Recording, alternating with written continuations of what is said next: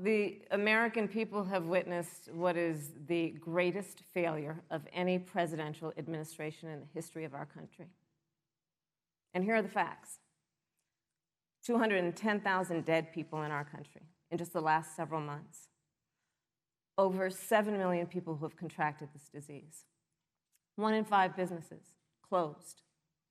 We're looking at frontline workers who have been treated like sacrificial workers.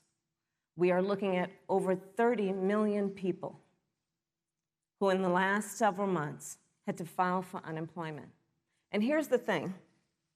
On January 28th, the Vice President and the President were informed about the nature of this pandemic. They were informed that it's lethal in consequence, that it is airborne, that it will affect young people, and that it would be contracted because it is airborne. And they knew what was happening, and they didn't tell you. Can you imagine if you knew on January 28th, as opposed to March 13th, what they knew, what you might have done to prepare? They knew and they covered it up. The president said it was a hoax.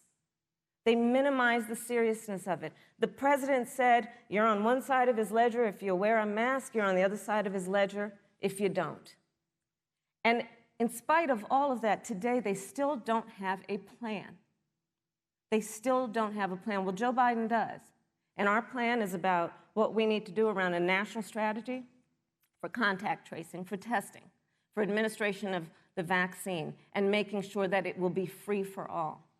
That is the plan that Joe Biden has and that I have, knowing that we have to get a hold of what has been going on, and we need to save our country. And Joe Biden is the best leader to do that, and frankly, this administration has forfeited their right to re-election based on this.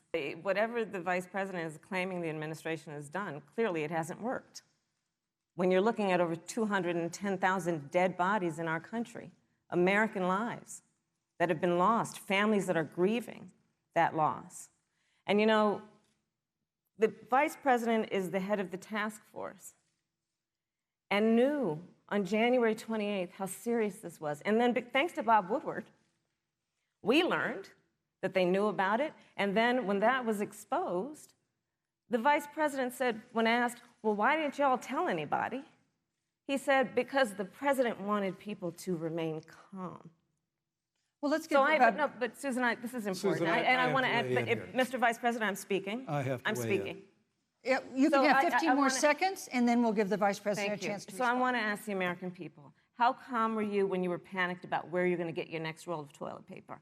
How calm were you when your kids were sent home from school and you didn't know when they could go back? How calm were you when your children couldn't see your parents because you were afraid they could kill them? Let's give Vice President Pence a chance to respond. Vice President Pence, you have 1 minute to respond.